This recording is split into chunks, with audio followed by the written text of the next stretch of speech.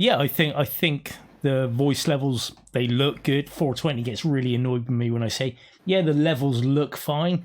He goes, do you know, as a DJ, how much that insults me? Yeah, things can look okay, but then not actually sound okay. He gets really fucking funny about it. It's like, dude, I'm deaf. I've got tinnitus. I've got arthritis. I don't know. It's, it's it's what it is, yo. It is what it is. It is what it is, as the kids say. But yeah, how you been, man? You all right? Yeah, I'm good. We missed our podcast, our conversations for a couple episodes there, but obviously life happens and kind of gets in the way and complicates the whole process of making plans. But this is the moment, or this is the time to kind of catch up and just briefly discuss all the previous episodes that we missed. Like a full chat for. And wow, I mean, a lot has definitely happened in the last. I think it was probably 3 episodes since we got together again and had one of these chats. At least 3 episodes. The last time we spoke, we'd watched Point and Shoot, which was season 6, episode 8. Yes. Of course, that was the one coming back off the, was it 3-4 week break they had?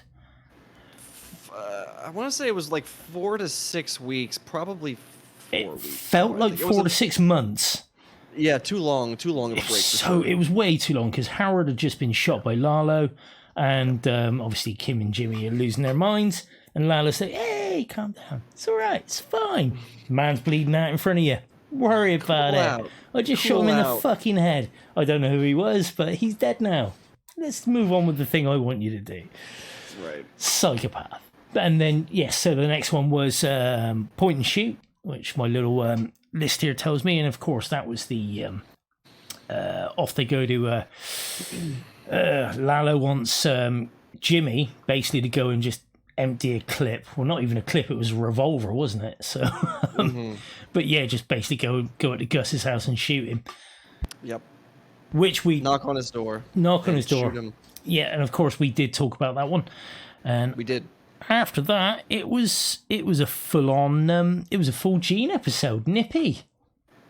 Yeah, there was the Nippy episode where we got to see how that whole Jeff storyline kind of panned out, and whenever they teased that, they showed Jeff confronting Saul at the mall and being like, "Hey, it is you," and he clearly gets recognized, and Saul or Gene, whatever we're calling him, the protagonist, rightfully is freaked out by that. So we got to see how, that whole thing developed. I was shocked that his solution to it was to involve him in a scam or, get him involved in some kind of illegal plot that would then, so that way he could, mutually assured destruction, as he said at the end of the episode. He's like, "Look, now you're guilty of this, this, this, and this, and if you go to the police or whatever, you're, going to go to jail for over 10 years, blah, blah, blah." So that was a pretty clever way. I never would have predicted that was how he was going to, first of all, it wasn't clear what kind of threat Jeff posed, as far as, like, is he like pretending to be a cab driver, but he's really a cop, or is he working for somebody else back from Albuquerque trying to track him down? No, he was just some fucking goon who he himself got into trouble in Albuquerque and was just kind of keen to jump at the chance to get involved in some schemes with Jimmy, who knew that and used that to his advantage. So Saul Jimmy Gene Saul clearly still is sharp as a whip, and it was neat to see that was the solution that he came up with. That whole, what was that, the mimetic rhyme that he came up with for running through the store and robbing things? 2 Armani suits for you, and all that stuff. That was Jordan's really out cool. the door and things like that. It was I forget the words, but yeah, it was a whole thing, and he had him running it, and he had it down pat, and he planned it, and it was a good plan. It went very well up until he slipped. But going back a bit earlier, it's the first thing about the fact, obviously, yes, you got Jeff, who then became Jeffy. Obviously, there was a change in actor. Yeah. I haven't read why there was a change in actor or anything like that. But It was because the guy who originally played Jeff had some kind of contractual obligation which prevented him from turning up to fulfill that role of Jeff again. He had some other HBO show or something like that. So they had to recast it, which, was unfortunate because I liked the original Jeff. He was creepy. Something about him was just kind of unsettling. This was it, yeah. Yeah, would have loved to see him, I would have loved to see that actor doing all the stuff that the new Jeff got to do. But, whatever. That's Hollywood for you. That created a clear distinction between Jeff and Jeffy for me, because the second actor seemed very much more Jeffy. Sure. Was a little bit more malleable, was a little bit more cowed. Whereas the original one there was genuine malice. I thought there was genuine threat.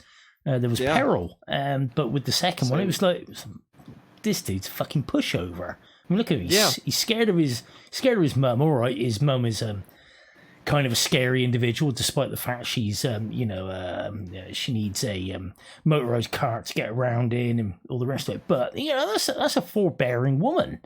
That is someone not to be messed with. I would expect as much of a mother who's still letting her son live with her, in these later years, yes, sort of thing. Who has also bailed him out when he was in the shit in Albuquerque and everything else, which we later on learn, of course. But yeah, so that was kind of odd, but it's like, fine, whatever. I'm watching the show. Let's get on with it. But yeah, so Saul. And I would call it Saul rather than Gene, and I certainly wouldn't call him Jimmy anymore. Not at this point. Yeah. I don't think he's been Jimmy since the skip forward, since that skip forward episode where where they had the change in the intro where it wasn't the normal intro credits. You had the VHS type thing going on. Yeah. Jimmy's dead. Jimmy's been gone a long fucking time. Jimmy's been gone since Kim left him, and that was it. That was the moment, really. There's memes. This is the moment where Walt becomes Heisenberg. This is the moment where Jimmy becomes Saul. It truly was, though, when Kim, said, "I love you too, but so what?" and then walked back into the room and packed her things. That was really where Jimmy, I think, totally was just overtaken by Saul, because then we jump forward. We see him waking up in bed with a prostitute and, and all that stuff. And so that was truly the moment where he, let that Saul persona kind of consume him, I think. I want to believe that Jimmy's still in there somewhere, but...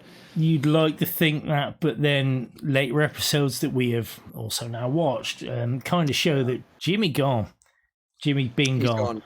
He's not coming back. No. And but that whole Nippy episode where they did the... I want to call it a heist, but it seems a bit of a grandiose way to... name it, despite the fact of all the charges that Gene told Buddy and Jeff that this is what you're on the hook for. So I go down, you go down, and this is huge. But they also showed in the episode after that when he was going after I want to know more about this Heisenberg fella. I want to know more about him, or Walt, whatever. Well, he knew him as Heisenberg, didn't he? And it was very much a case of, no, this guy can make me a ton of money, like millions and millions and millions. Jeff and Buddy were never going to make him millions. He was going to run scams with them. It was going to be small potatoes, so he could care a fuck. It was just a way to get him gone. Yeah. But with that, then goes the phone call, the famous Francesca phone call that everybody been speculating. Be there at this time, on this day, 3:00 on the dot, and everybody was thinking, is it going to be a phone call to Kim, or is it going to be from Kim, or is it going to be... No, it's just a phone call to Francesca, find out what's the lay of the land, where's my money, is everything okay? And it turns out, no, dude, the police are actually quite good at their job once they've got a lead. They know where to look then, and all your shit's gone. Your shit Francesca, is gone. She explained that she was being followed still. She said that Skylar White got her deal because she provided the lottery ticket, which was the coordinates to where Hank and Steve Gomez's body, where the bodies were buried out in the desert. Rest in peace, Hank and Gomi. Yeah. Rip. Two dedicated workers. Two dedicated federal drug enforcement officers. So we did get, that was kind of interesting to get that post Breaking Bad timeline, just those little kind of follow up, bits of lore that if you stopped watching at the end of Breaking Bad, you'd never know. So getting, a little kind of glimpse into the post Breaking Bad timeline, even if it is from because there was no guarantee that Skyler would get the deal, even with the GPS coordinates of where Hank and Gomi were. So yeah, right. Absolutely, yeah. Sorry, carry on. No, that's So we got a little bit of insight into like kind of the world of Albuquerque and how everyone was affected by the actions of Walt and Saul and things like that, and then obviously we Francesca goes and gets her money or whatever. And then they find out, or I don't know if it was before or after she gets her money. It was a pretty cool scene, though, of going out there, lifting the rock, finding the soda tab, and then lifting it up and seeing the fishing line, shaped following like it New out. Jersey. The pebble, the rock was shaped like New Jersey. I love that kind of detail, just as far as like how they go through hiding their dead drops and doing things like that. There's lots of moments throughout Breaking Bad and Better Call Saul where they do stuff like that, and I really appreciated that little attention to detail. But we also found out that Kim called. After everything went down, just to like find out if what happened to Saul or whatever, and I think it was relayed to Kim that Saul got away or that he was on the run, wasn't dead or in jail, but then Jimmy goes to say goodbye. Francesca doesn't even stay on the phone to hear it because her life has gone to hell. Her life's been destroyed by everything she got up to with Saul. Is she a landlady now, or is she just a representative for a landlord, as it were? I think she's actually a landlady now. That was kind of her, that scene with her in the apartment with those two bros. Fucking morons. Yeah, they really didn't do stoners justice there, did they? No, not at all. I mean, aspersions. Aspersions. Casting aspersions. Yeah. He was so proud of that. That's the word. That's the word. It was aspersions. It was very funny to me. It was a pretty cool scene. Interesting to see kind of what she's getting up to in the post Breaking Bad timeline. But the fact that she didn't even stay on the phone to say goodbye to Saul was kind of like, wow, they never had any kind of relationship that like it was clearly just like a money thing. Francesca was doing it all for money, but like her life has obviously been impacted negatively to it. She was like, this isn't even a person I want to say goodbye to. So even after all this shit, when Saul finally speaks to her, years later, there's no love lost there. Nothing is missed. Hadn't been for a long time. I mean, when she first joined Wexler and McGill, way back when, and she was, hi, can I take your call? And she was, oh, this is great. What a lovely job. What a lovely pair of people. And then as it went on, she clearly sort of like, who's this fuckhead? Kim, what do you need? I will do anything for you, sort of thing. But this guy's an asshole, sort of thing. And for her to end up working for Saul, it was like, oh, for fuck's sake. And it was every time it was Jimmy was like, I will double your pay. I will double your pay. I will, And it was purely money. But yeah, Francesca got tired of Jimmy, tired of Saul very, very quickly. And she sure as shit wasn't hanging around for Gene, was she? No. No. Not at all.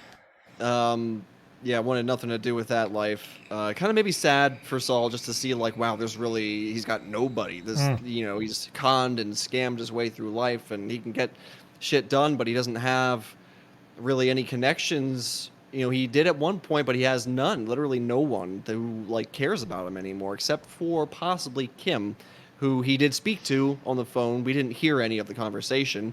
We only saw his anger at the end of the phone call, and then him breaking the glass of the door.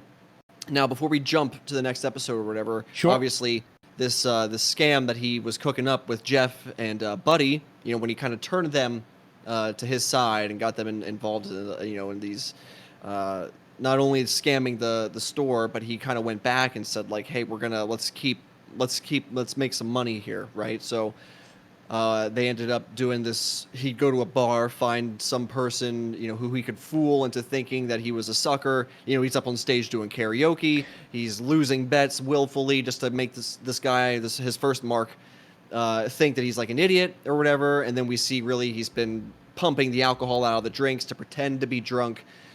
Gets Jeff to offer them a complimentary water, which is laced with barbiturates. Gets them home, tapes the door shut. And then returns later, or Buddy rather returns later, steals their pertinent financials, documents, identification, passwords, things like that, and is selling them to somebody. There's presumably always people who are interested in that information. So they're getting money. They're all getting paid, and they're running this scam, and and that's all well and good. Until one of their targets is revealed to have cancer.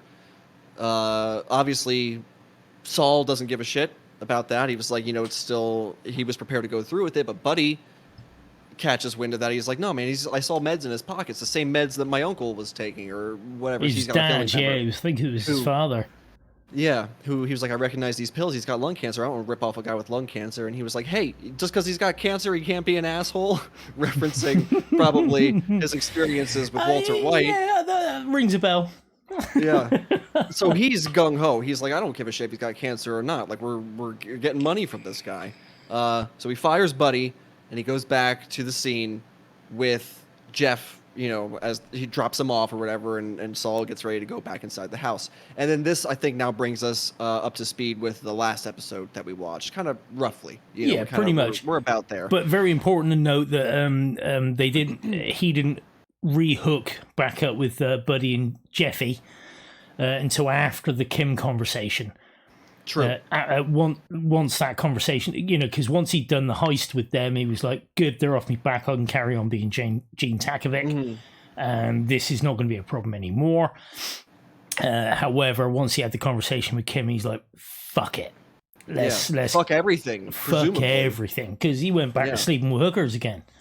Mm-hmm. You see that straight away. Yeah. They're at a strip club, and he's like, yep. And next thing you see, he's waking up with I would say someone that was there for money. I'm gonna guess they weren't there because they thought he was Kevin Costner.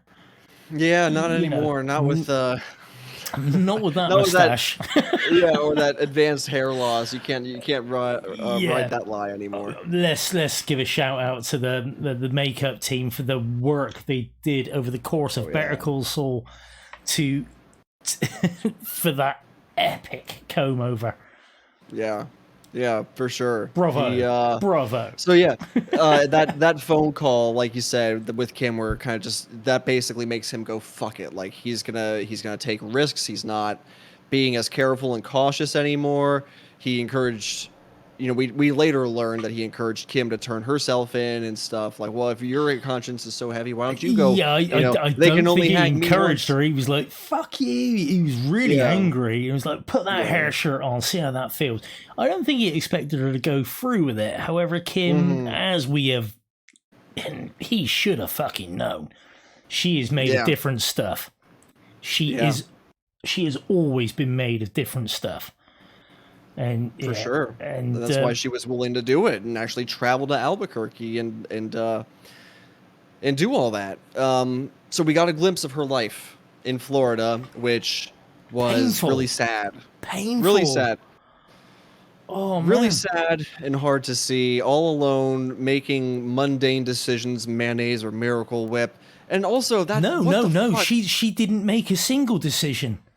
Right. Yeah, that's the thing. She didn't. She couldn't decide anything for herself. It was just, what do you think? Yeah.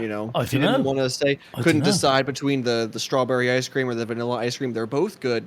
Doesn't want to make choices anymore. Almost like I'm not sure I fully understand the implications behind why she doesn't want to make any choices anymore. Maybe it's because she's just made so many bad choices that she would rather not make decisions if she doesn't have to. Perhaps.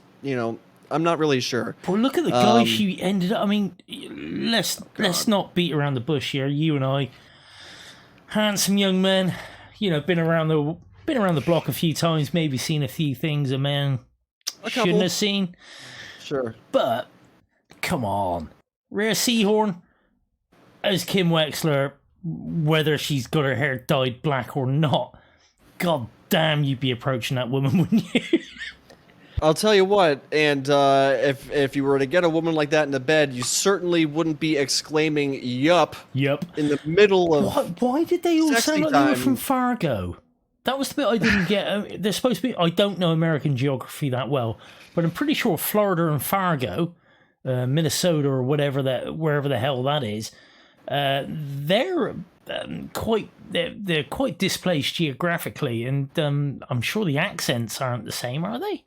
She sounded like she was from Fargo. She was like in an episode of Fargo or the film Fargo. I've never seen Fargo, so unfortunately I can't make any kind of connection to what you're putting out there as far as like accents and stuff. I don't really know. I am stunned and shocked, and you need to go and watch all 5 seasons of that and the feature film, and then we can continue this conversation. Until then.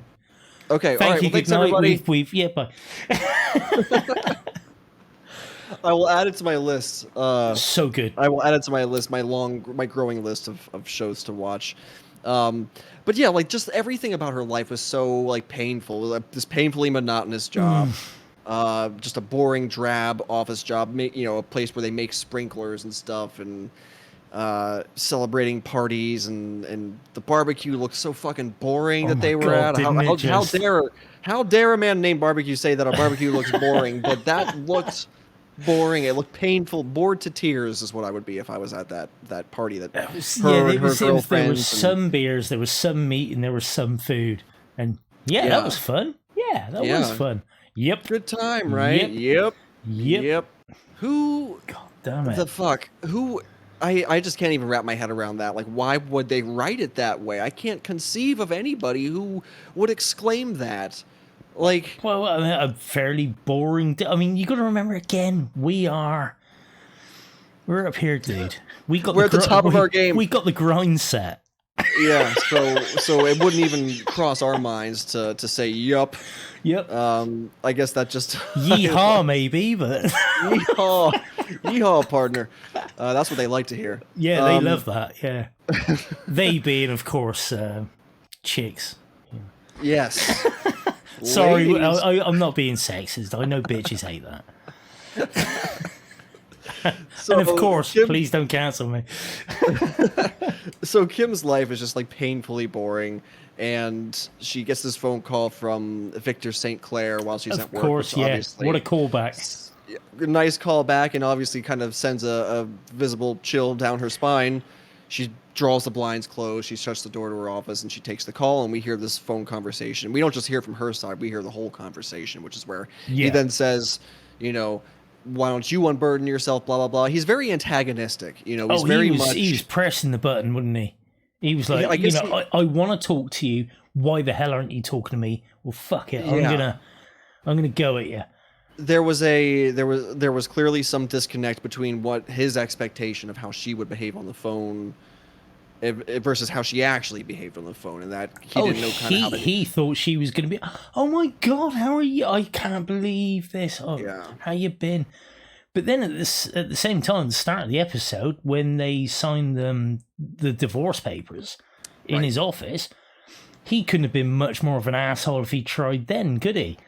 Yeah, he was trying really hard, and I think people in relationships kind of know. They know the other person so well that they can like kind of tell when they're being authentic or when they're like putting on just like a sort of performance, and it was very apparent to Kim. And I think the reason it was so apparent, or the reason I believe it was that apparent, was because she could see it and she didn't engage with any of it. You know what I mean? Oh, she was not biting at all. Yeah, she wasn't going to play that game at all, and Saul, as hard as he was trying to come across as flippant and being like, oh, whatever, I don't, give a shit. You're not going to take the money, blah, blah, blah, sign the papers, have a nice life. Come on, sweet cheeks, bring in the next one, whatever. He's all but the exact copy of Saul that we see in Breaking Bad. He's there. That's who he is, like at that moment, more or less.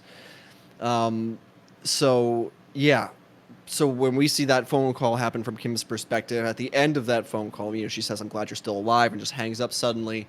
Goes out to the party, the office party, sings happy birthday, manages to wear a smile for that. And then I think the next scene that we see is her arriving in Albuquerque. And we see these sort of glimpses of what life is like now in Albuquerque. She goes to the courthouse, right? She goes through the little parking booth. Mike's not there. Obviously, he's dead at this point in the story. And they've even automated the parking garage now. So not only is it not a manned parking situation anymore, Mike's job has been automated away. Gone. Yeah. It's gone. It's Industry 4.0 is, beginning to take over in Albuquerque. So they've automated Mike's job away. We see her at the courthouse, and I'm kind of wondering, like, what's happening here at the courthouse, right? Is she, like, going to try to, like, get her law license back or something? Like, I didn't know what to expect going into it, but I was like, it's probably not what she's there for. And we didn't actually even see what she was there for, because the last scene that we see is like her looking at a lawyer who's coaching her client. It's another, it's a woman lawyer speaking to a client, getting him looking nice before clearly going to the some judge. pro bono work. That was clearly, it was like, and she smiled a bit at that. She did raise a little smile. Like, oh, good. There's still someone out there fighting the good fight. Yeah, kind of made her think of perhaps the good old days, better times, what she left behind. Yeah. What she left well behind. And then the next scene I think that we see is her with Howard's wife or widow. Rather. Yeah, of course, widow. Yeah, that's the. That was either before or after she goes to the courthouse, and that was after. Really that was after that she went to the courthouse because obviously she gave Cheryl, I think it's Cheryl. Yeah. She gave her big envelope, and which Cheryl read the entire thing. We saw clips of what was in it, which was basically Kim's confession to the whole thing. And she said, "I've already given my affidavit," which was what that was. It was a copy of it to the courthouse, and the district attorney has it. They will do with that what they may. Yeah. Of course, Cheryl had some questions and some accusations as well. It was like, what you guys did to him was how people will remember Howard. They will always remember him as being a cokehead who committed suicide, who fucked things up, and yet he clearly was not that man. But you did this to him. You put him in that wrong place at the wrong time, and which was really horrific. I mean, like, that was good. It's good that Cheryl got to learn the truth, but like that many years later, 6 years later. And also the fact that that was a really salient point that she brought up, that like what you and Jimmy conspired to do is how Howard will be remembered, like that. And then the next scene that we see, like, that like really made it heavy, right? Because like that's not something that I fully considered until his wife or widow said that. And then when we see Kim on the next scene, when she's on the bus and she just breaks down into this horrible, like, just a cry that has erupted from her core, which is like, it was so hard. It was so hard to watch that, because it was heartbreaking, man. I sat there and was like, oh, I recognise that sitting there, just sort of nodding, going through the entire scenario in your head. Then she broke. And, the woman next to her, the little old lady, put her hand on her. And was like, yeah, I'm sure some people have been through that sort of thing before on public transport. Not me. No, not me. Other people, though. Other people, I'm sure. Yeah. But it was heartbreaking. It was fucking horrific to watch. And it was like, you can see her, like, this past, I think the timeline that was agreed upon in the show, it had been 6 years that Gene said it had been 6 years since they spoke. So it must have been 6 years or so since that she's been suppressing the entire thing. No wonder she looked like she'd fucking seen a ghost when she heard the name Victor Sinclair. Yeah. It's like that whole, oh fuck, this is all coming back now. Oh my god. I'm gonna have to deal with this. You know what I think too, also, I'm just kind of realizing now, is that Jimmy is the one who kind of forced her into doing that, right? That phone call, I don't think Kim was going to do that until he popped back up and encouraged her to do it. And she's like, you know what, fuck it. You're right. Why not? Why not do it? Had he not made that phone call and had he not been so antagonistic, I don't know that Kim would have reached that point where she was willing to go back to Albuquerque, face Cheryl, give her the truth, turn in her affidavit. I kind of think that Saul is the reason that ball got rolling. Yeah, I quite agree. I quite agree. The whole, I'm still out here, I'm still getting away with it. And she's getting away with it. A man died. Lots of people died. This whole fucking thing is because of you. Saga. Yeah. Me wearing this ugly ass pair of skirt made of denim in white trainers, looking like absolute fucking trash, shagging a man with the charisma of, with no charisma. With the charisma of a man with no charisma. Basically, I couldn't think of it. I mean, that's how bland that motherfucker was. I'm so glad he was in black and white. Yeah. It's like, they're opening up a new whatever the hell shop. Outback Steakhouse. Who fucking cares? Yeah. A new Outback. Want to go? How exciting. Okay, it's a date. Oh, wow, what girl doesn't dream of that, yo? I mean, fucking hell. What a night. Yeah.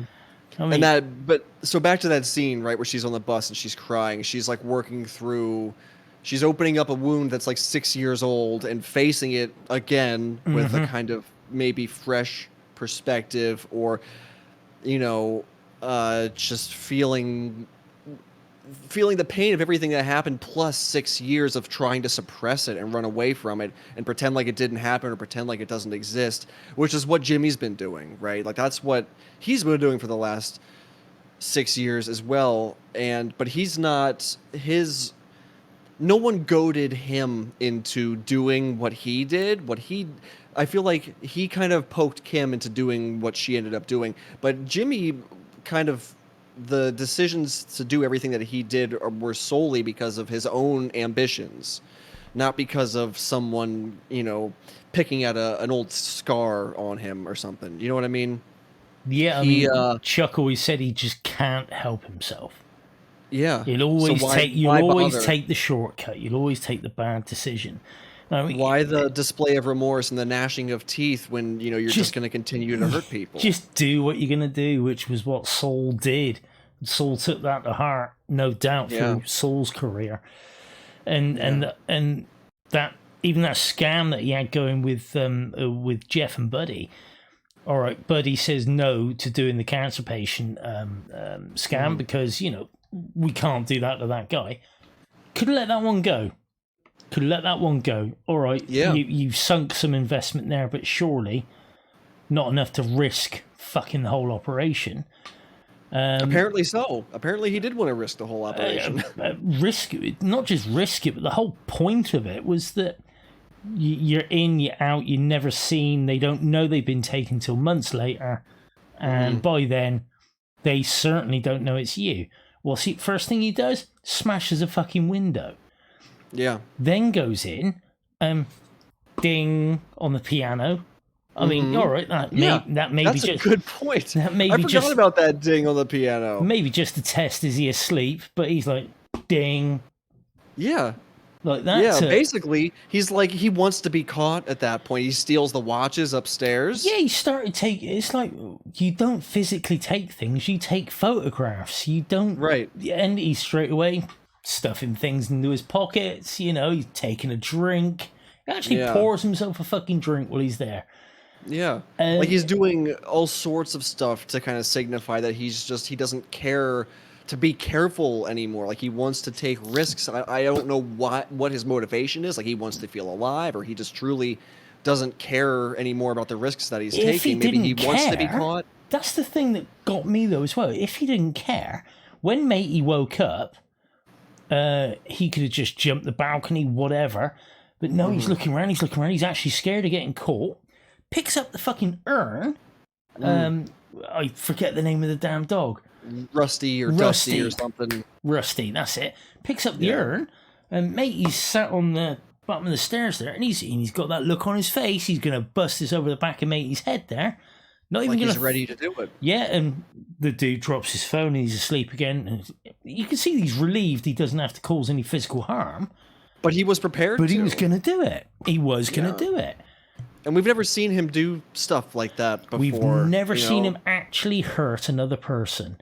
Even in the fight with Howard, the actual boxing fight, it was like it was all a big joke, wasn't it? Yeah, basically. Yeah, and even with those those three lads that were nicking his money after he was selling the burner phones. The way he dealt with that was to get him into a corner, have Huel and the Man Mountain tie him up and really scare the shit out of him. Yeah. Nobody actually got harmed. Right. But I'm sure I've asked you this before. Have you ever read any Terry Pratchett, any Discworld? I can't say that I have. I'm an uncultured swine, full disclosure. Well, there's a character in the later Discworld books called Moist von Lipwig, and he is, to my mind, the Jimmy McGill, Saul Goodman, Gene Takovic allegory that he is the equivalent in the Discworld, where he's a con artist, he's smart, he's smooth, he floats around, changes identities, but he always, he gets away with the money and is always a very clever con. And when he finally gets caught by the very, very clever leader of the city, and he legs it, he's caught up with, and he says to the copper that's caught him, "I've never hurt anybody. What you coming after me like this for? I'm not a murderer. I'm not a rapist. I'm not a this, that, and the other. I'm selling people a dream that maybe might not be true." The copper says to him, "By my calculations, you have killed 2.4 people."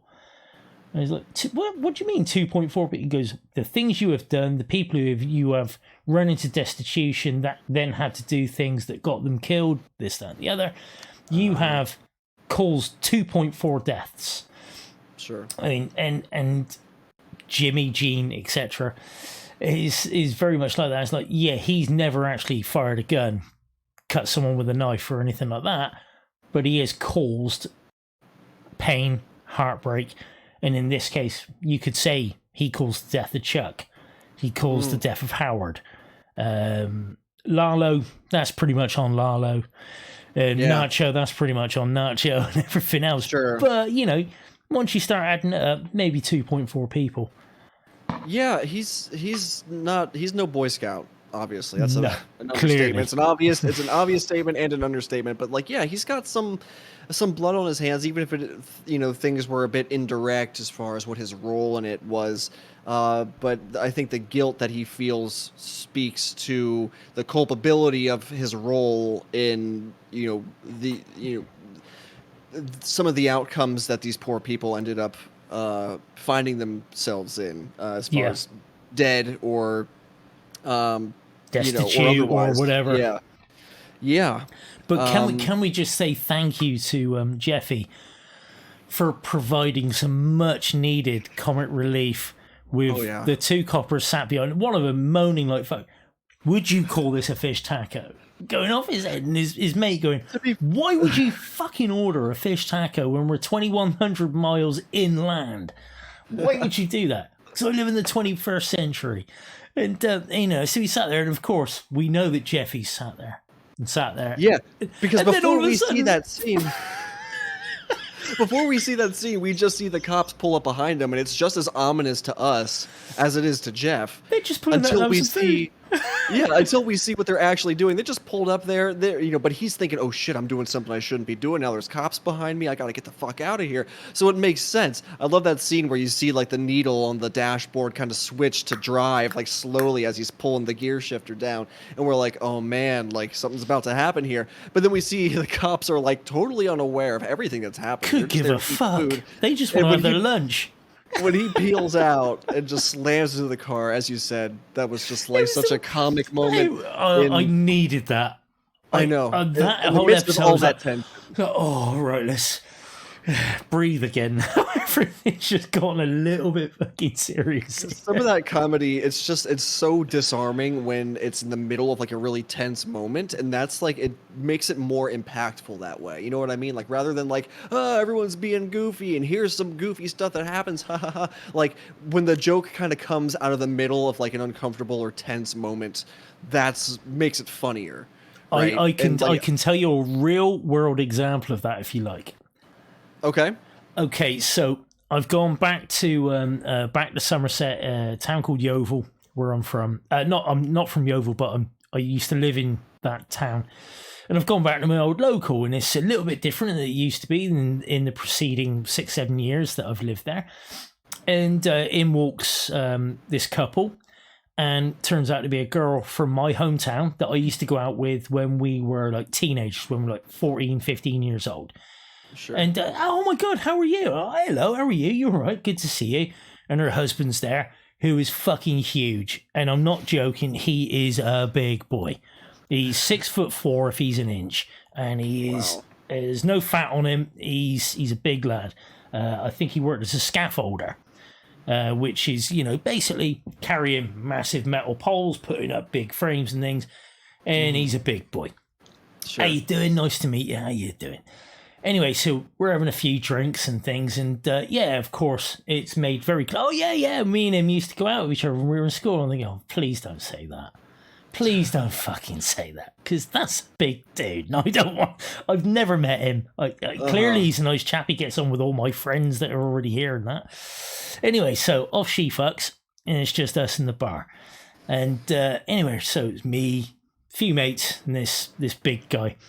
And someone brings it up. So you used to go out with his missus, did you? And I'm like, oh, for fuck's sake, here we go. I said, yeah. I mean, years ago, obviously we were kids. And he looks at me and goes, gives a good blowjob, doesn't she? Like that. And it's one of those moments. It's one of those questions designed to you can't give the right answer, can you? All you could do is just be like, oh boy, just take a sip of your drink. Oh, so at the bar, stood there at the bar, went, yeah. Everybody else, an answer like that may have gotten you hit. Everybody else was like, and he fucking burst out laughing. I was like, how you doing, man? You're right. Yeah, you seem all right. Oh, thank fuck for that. Yeah.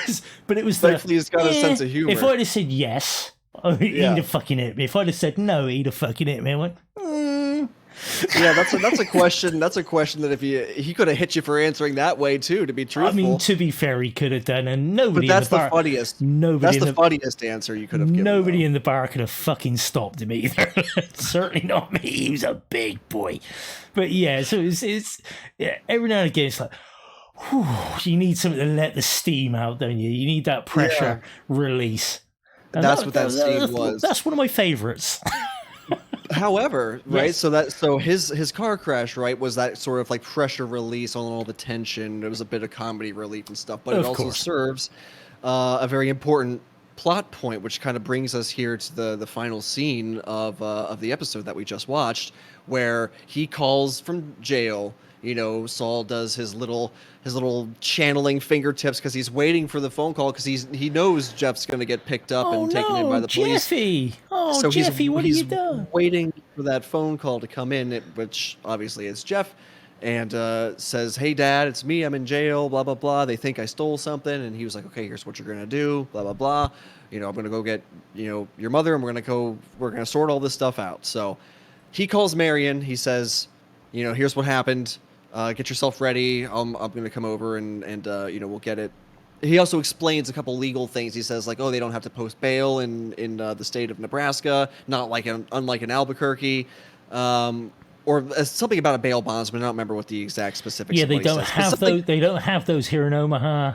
Yeah, it's totally different. It's totally different what they have in Albuquerque. But something goes click with her, doesn't it? Because he had said he had never been to Albuquerque. I think at one point in his interactions with Marion, he indicated he'd never been there. So like that kind of set off a red flag. So when he arrives to Marion's house, he's knocking on the door and there's no answer. And then he goes around the back door and he's knocking on that door, no answer. But he can see inside that Marion's sitting at the coffee table, so he lets himself in. and says, "Hey, go ahead and get yourself ready or whatever. Throw some clothes on, and we gotta go get Jeff." And she says, "Oh, that's okay. I think I'll just let you go." And she has her laptop like half closed, and so Saul gets suspicious of this and goes over and lifts up the laptop. Well, you hear something coming out of the earphones. Yeah, he hears. Yeah, you're right. I think he hears a voice or something coming out of the earphones. He hears He's his voice. Well, we would soon find out. She's watching old Saul Goodman commercials because she relied on Ask Jeeves, which is what a nostalgic search engine. Takes me back to like Alta Vista. I was just about to say, did she Bing it with Google? Did she Google it with Bing? Or yeah, it was Ask Jeeves as well. She actually said, "No, I asked Jeeves." I asked Jeeves. I typed in Albuquerque con man or whatever, and you're the first thing that popped up, which is crazy to me. That's just like what his keywords were: Albuquerque con man, Saul Goodman. And when he's looking at the laptop screen, we see the colorful reflections of Saul Goodman in his glasses. Really right? Which nice is like, work that was. Really. Throw back to season 1, episode 1, where the series starts with the black and white scene in the Gene timeline of him watching old Saul ads on his TV. Oh god, yeah, I forgot about that. Yes. Yeah, right. It's all in black and white except for the reflections that are in his glasses. Yeah. So here we are in the penultimate episode of the series, and again, that kind of color sparks back onto his glasses. But then we have this really tense moment between the two characters because Marion takes out the phone from the computer and sticks it into the phone, and she was like, I'm calling the police or something, and he rips it out. And he was like, "Let me help you with that," or something like that. He takes it out of the wall, and he's wrapping it around his hands like our good friend Agent 47. Yeah, I was just thinking ready that. with the fiber wire, and he starts walking towards her, and I'm like, is he? Yeah. He looked menacing. He looked desperate and threatening and menacing. Like I thought, is he about to strangle this old woman? And he gets her like up against the wall. He kind of like he moves closer to her and backs her up. He realizes what he's doing with his hands as well, and he sort of just drops it, doesn't he? I thought, yeah. It basically like, wow. It was like, what am I doing? Yeah.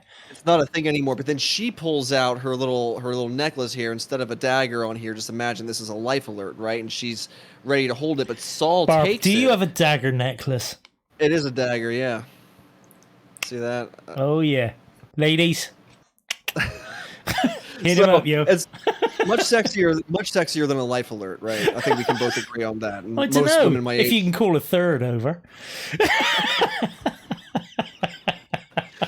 So he's got his hands. Yes. He's got his hands on this little button presser, right? And it's looking like he could just kind of like twist this necklace and has another opportunity to garrote her with some kind of thing around her neck, and she looks at him with these sad eyes and says, "I trusted you."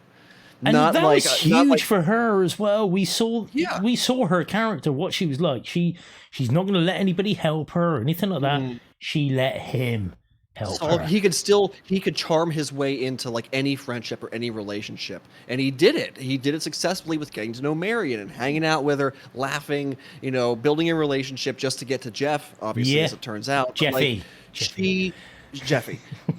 When she said like I trusted you, that look in her face, like that got me. I was like, oh my god, that's sad. She's not like worried. She's not afraid for her life. The first thing that she wants to communicate is that I trusted you, dude.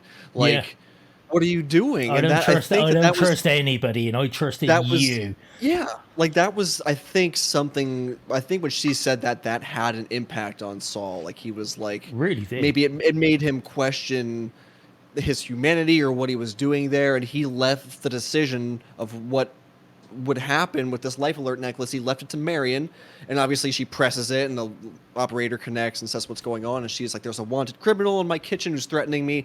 His name is Saul Goodman," and then he fucking runs. He just legs it. He just books it. The episode ends with him running out of the back door and an operator getting information that they are then going to relay to the police. So those police are going to be upon that area, that particular part of Omaha, very quickly, I would imagine. So this now takes us to like, what do we think we're going to see happen in the finale? Do you have any thoughts or expectations of what you what we might see, or what you hope to see in the final episode of Better Call Saul? I don't know what I hope to see. I mean, I like to go into any episode or program or whatever as dry as I can. I don't like to watch trailers. I hate spoilers. Can't abide that. So I like going in with with no real idea of what's going to happen. That being said, what do I want to see? I need to see a conclusion. How specific? Obviously, but I mean, is it going to end up with him in handcuffs, stood in front of a judge and jury? Is he gonna fucking represent himself? Is it going to be a courtroom drama, or is it going to be 40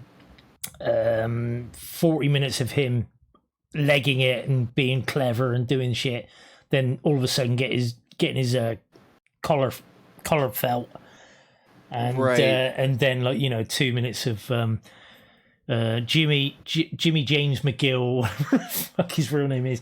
James Morgan McGill. James Morgan McGill, thank you. You are charged with and going down the whole litany of crimes that he's fucking guilty of. Let's be quite honest, and getting sent down for a stupid amount of time. And then as he's walking off, going to the camera, and then it's like, catch up next week on Better Call Gene in prison or something. I don't know. What a wacky state of affairs it is inside for him. Let's go see what Jimmy does in prison. How he smuggles those cigarettes in. I hope we don't see that. I really hope we don't see that. No, I don't know. I think he's fucking done for, though. I think he's done for.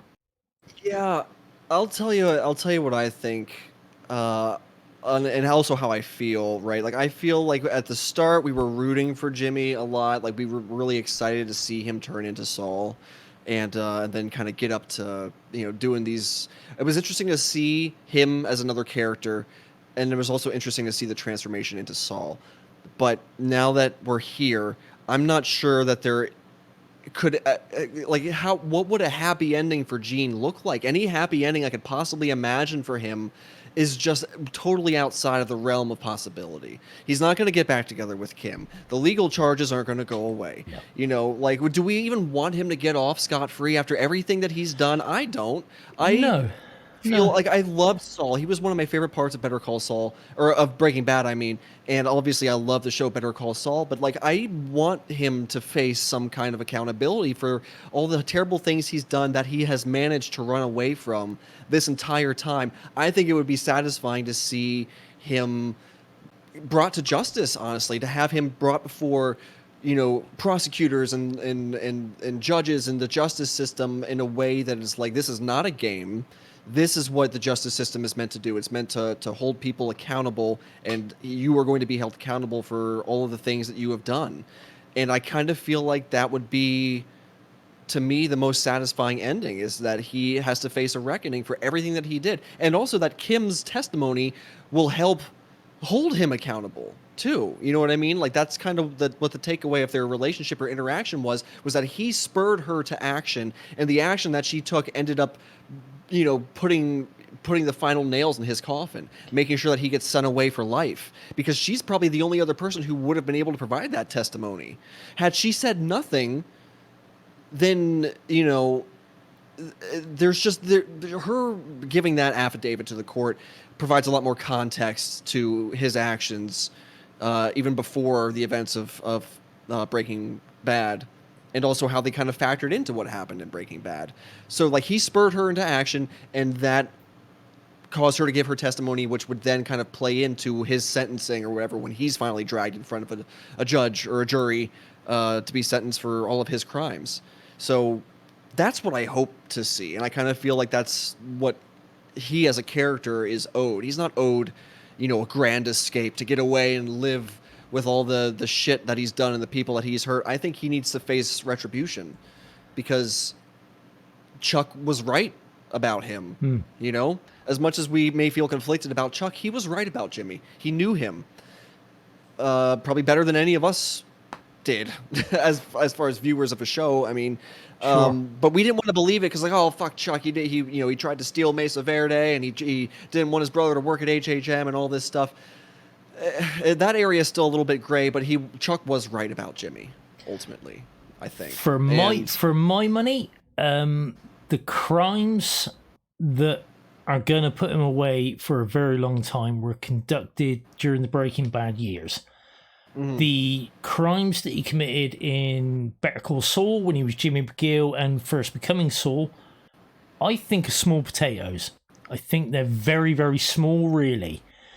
Even with Howard being murdered, he didn't pull that trigger. He just happened to be... Yes, there were extenuating circumstances. You know, Howard wouldn't have been there, blah, blah, blah. But you can't put someone away for that. Lalo killed Howard. Howard. He pulled that trigger without a second thought.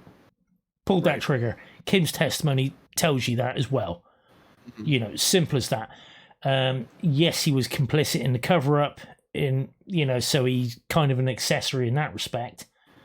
And probably an accessory to Lalo's murder, despite the fact no bodies for either of them, so he can't prove a fucking thing.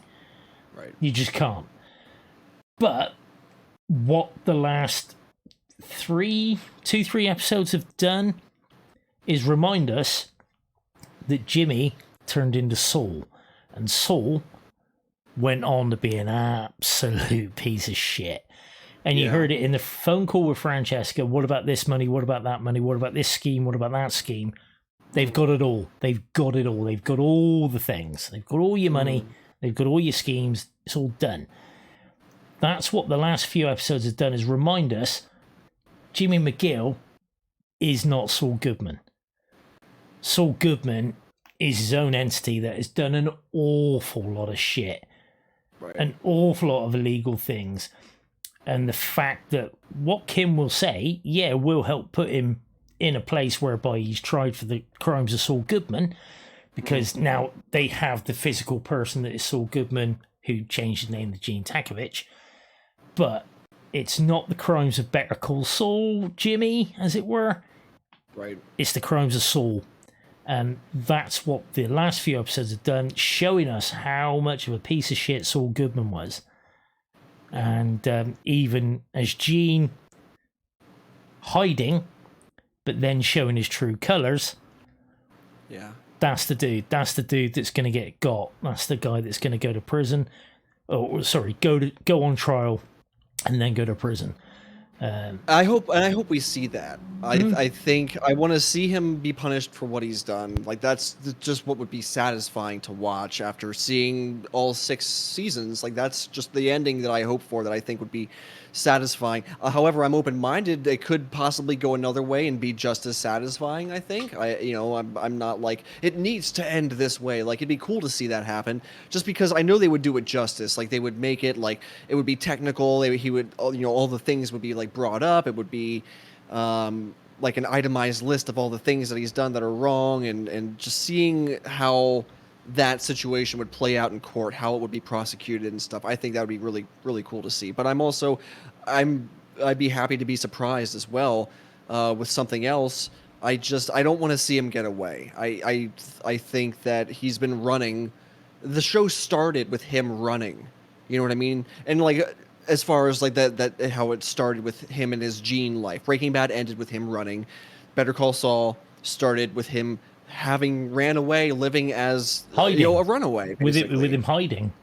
Right, hiding, running away, whatever you want to call it. He wasn't facing the consequences of everything that he was responsible for in Breaking Bad. So I feel like just as similar to Breaking Bad, the promise of Walt dying eventually, whether it was from cancer or whether it was from a bullet, it was like when the diagnosis came down, like, hey, you have cancer. He felt like like he said in interviews, he had to kill Walter one way or another. It was basically promised. Like, if it's not cancer, it's going to be something. So he had to die. With Saul being on the run, I feel like with it starting with him being on the run, I feel like the implied promise is that eventually the run is going to end. The chase will end in him getting caught, and he will be made to face what he has done. So that's what I hope and expect we will see. But we'll find out in 6 days, and I can't fucking wait, dude. I'm so excited.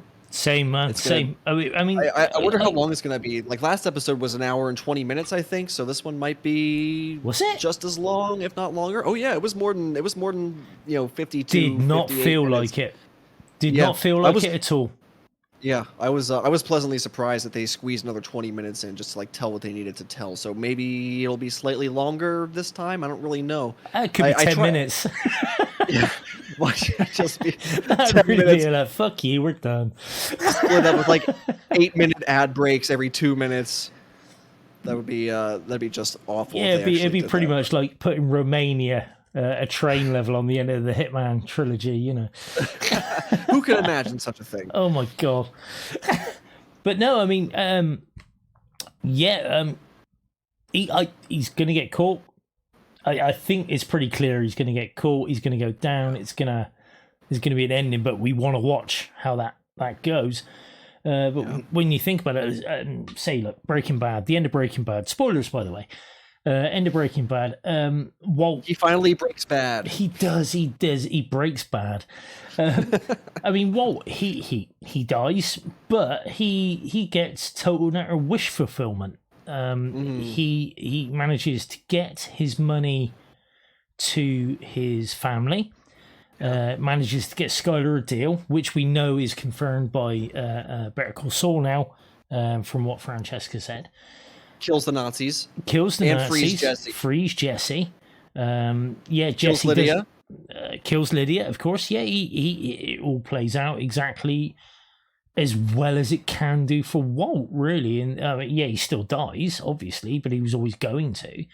But he gets his revenge. The money goes where it's supposed to go. All right, not in one hit, but it goes in dribs and drabs. He's got a system set up there. Jesse, of course, you got El Camino, which I watched for the first time the other day. I finally got around to watching it. What'd you think? I had been avoiding it. I don't know why. I couldn't bring myself to watch it. I don't know why. We could do another episode about talking about El Camino at some point if you want. I'm sure.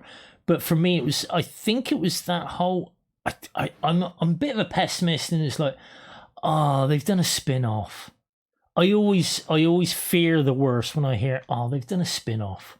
Yeah. And I've been proved wrong on more than one occasion with that. Obviously, Better Call Saul with Breaking Bad. Fucking awesome. Hence where we're sat here talking about it now. Yes. Angel with Buffy. As silly as it sounds, Angel was a far better show than Buffy ever was. If you ask me, fucking brilliant. Mork and Mindy, so much better than Happy Days. Mm-hmm. But yeah. So I had never watched El Camino because it was a spin-off, and I thought, oh god.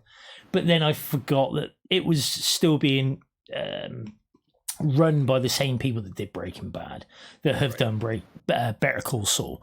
So yeah, I watched it the other day. I mean, Jesse, I wouldn't say Jesse got a great ending, but he got to live. But then he'd been through some shit. For as much shit as he'd done, he always showed he was remorseful. The entire show through, he was always remorseful. Whatever happened, he suffered. He really suffered. He struggled. He did. And then certainly in that last season when he was fucking enslaved, he was literally a slave. And Jesus fucking Christ, that can't have been nice. Hard to watch, yeah. And he was scarred and beat the fuck up and everything else. So in El Camino, he got his John Wayne ending, as it were, with the welding dude. Shootout, the shootout, which was great. And it was like, he's not as thick as we all thought. Right. Oh, Captain Crystal, he's not as thick as we all thought. And he matured a lot, that's for sure. He certainly did. Magnets, bitch, and everything else. But yeah, I mean, his happy ending wasn't what you'd really call happy. He doesn't know anybody. He hasn't got the woman he loved. Neither of the women he loved. They both died in tragic circumstances, might I add. So yeah, I can't see Jimmy /Saul /Gene getting a nice ending. Even if he escapes. Because, as has been shown, he can't help himself. Even if he does manage to go into hiding, he still has to grift. Still has to do something. he can't help himself. It almost seems like so. Which he's is gonna what help, Chuck always said. yeah, and he's gonna help himself right into a prison sentence or a prison cell. And I mean, that's what I think. But who fucking cares what I think, right? We're gonna all find out together on The people watching this video care what you think, Barb. yeah, all what 15 of them. I don't fucking know. This is just we're Chat's getting our saying legs. right now. What's chat up to? Have they finished the spin Oh, already? by Of the way, course I they am have. streaming this. Oh, No, I'm not. I'm kidding. I am recording, oh, obviously. really? No, I am recording, but I'm not. I'm just checking Yeah. my buttons. No, I'm not stream. I didn't hit the stream button. No, that's fine. No, you definitely didn't. No, of course not. Well, this was, as always, a really good talk. I love being able to catch up about this with you, and I'm excited to be able to talk about the finale because I'm sure I'm going to want to. Oh, And dude, we have to, and we will. we have to do it. We have to do it when it's fresh, right? So let's try and set it up for I think I watch it Monday night. You watch it like the following morning or something. I watch on Tuesday morning UK time. Yeah, so. Yeah, so we'll Tuesday after work. Let's plan. I'll message you after we wrap up here. Fuck and we'll yeah. definitely make sure we set up time to, have a catharsis and just geek out about the finale because it's probably going to be quite impactful, just like Breaking Bad's was. So I'm excited, dude. I think so. Yeah, man. Awesome. Brother, lovely to speak to you, and don't forget to follow twitch.tv/barbecue. And, well, I'm Gordini Roy. If you're not already following me, you're a fucking loser. And you can go to hell. And you can go to hell. But yeah, Barb, catch you soon, Thanks brother. for having me, buddy. Thank you. Well, there you go. Bye-bye.